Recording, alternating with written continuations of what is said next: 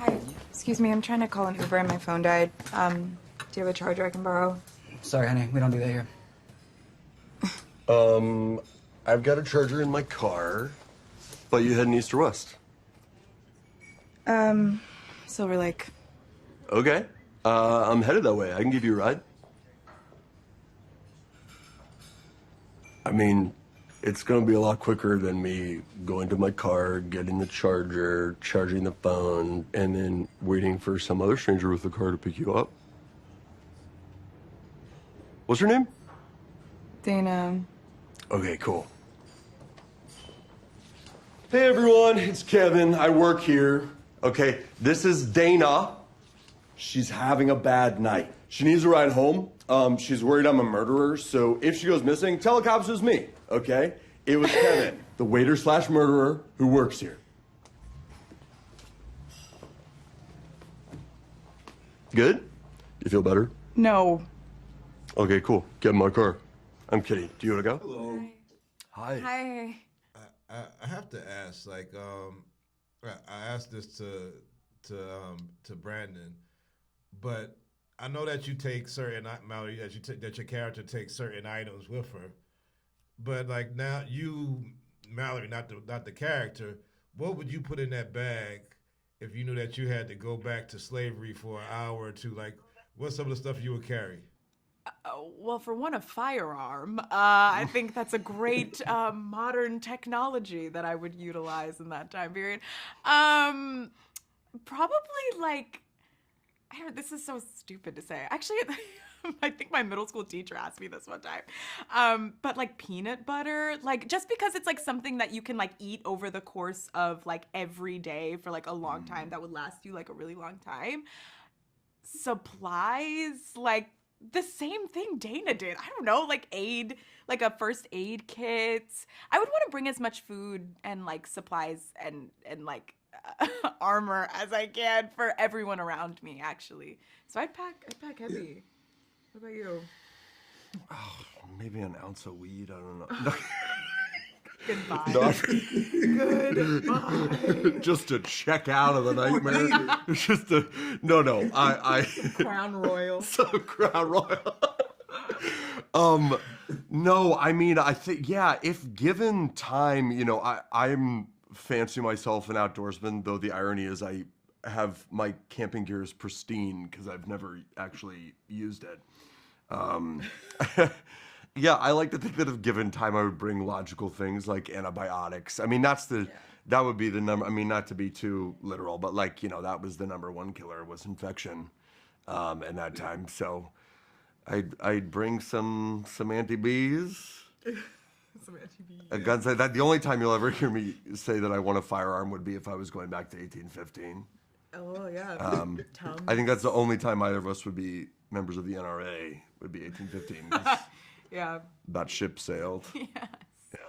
How important was it for you to read the source material as opposed to Brandon's adaptation? And was that something that you had already done, or did you do it? Did you do it again when you got the part? Like how did it work with reading Octavia's original work to compared to the rewrite or recreation, reimagining? Yeah. It just further confirmed for me how brilliant Brandon is in the way that he has brought Octavia Butler's work to light in such a brilliant, respectful, and considerate way. I mean, you know, there are some differences in the script and the book, but the way that they are done is in such a expansive and clever way that I think Brandon was the only person that could have done this job. You know, it was a lot of rereading Kindred and rereading the scripts and rereading Kindred and rereading scripts, you know, and the back and forth wasn't that drastic. It felt like the two Danas were extremely intertwined in my head, and I just really wanted to understand the full circumstances of the script as well as the book. So it was fun. It was fun, like piecing those two things together, actually. I got up to get a glass of water, and I was here, and I was drinking it, and then suddenly I wasn't here. I was somewhere else. Where? I don't know. By a river. There was this boy there and this This woman who was in this dream that I had the night before with my mother. So you fell asleep? I don't know. It doesn't feel like it. Am I crazy? I sound crazy, but it happened. It just happened.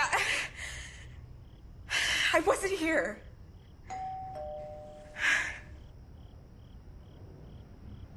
I'll get that.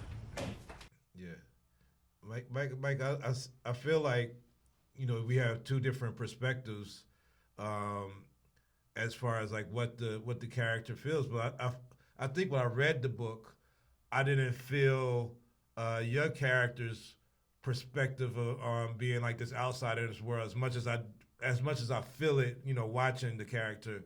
Because I guess I feel like when you're watching the character, you feel like you're a genuinely good person on the screen, and you feel like how was it just acting this in this world and like coming back out and like, you know, you're acting in a world where you're seeing people being treated less than human. Was there any like, I guess, after effects of that to be in this world as a character and then come back? So for Kevin or for me as a person and an actor? For you as a person. Yeah, I mean, certainly.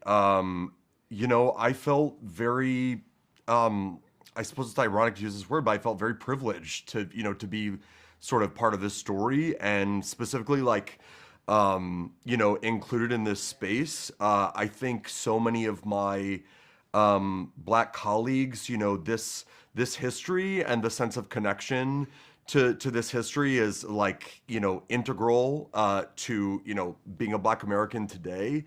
And I think, you know, as a white person who's aware of that history, obviously, but being able to sort of explore it in this context was deeply illuminating for me. And I just feel like a great sense of honor that that I was able to be a part of telling that story. Yeah. A great job. I mean, it really felt like it came off the page onto the screen, and I like some of the nuances. Like, I don't think he had an iPhone in the book. You know, I know you have an iPhone on the screen, but Yeah, well, that's some of the. But I love. Yeah, I was just gonna say, Brandon, I think part of the process of adapting it right is that there's, you know, very much it's the spine and sort of the beating heart and soul of the book, but some of the flesh and the organs are different because. Sorry. She's laughing because I've said organs a lot today.